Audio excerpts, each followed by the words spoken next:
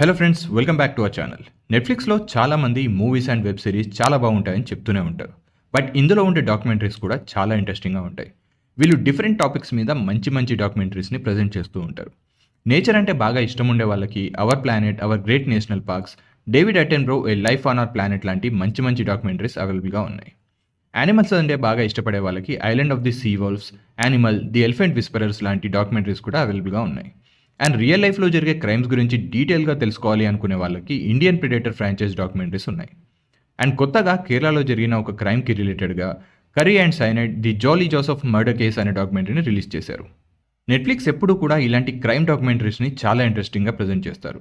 Only news reporters ఇచ్చే news based information కాకుండా culprit side నుండి కూడా కొన్ని ఫ్యాక్ట్స్‌ని ప్రెజెంట్ చేస్తారు.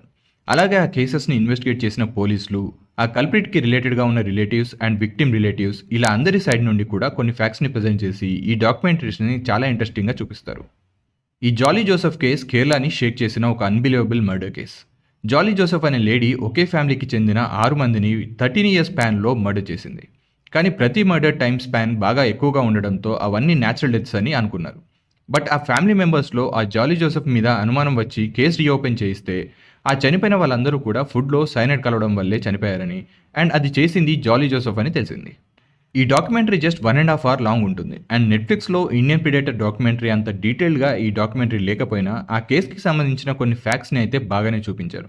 సో మీకు ఇలాంటి క్రైమ్ డాక్యుమెంటరీస్ ఇంట్రెస్ట్ ఉంటే ఈ వీకెండ్ దీన్ని నెట్‌ఫ్లిక్స్‌లో వాచ్ చేసేయండి.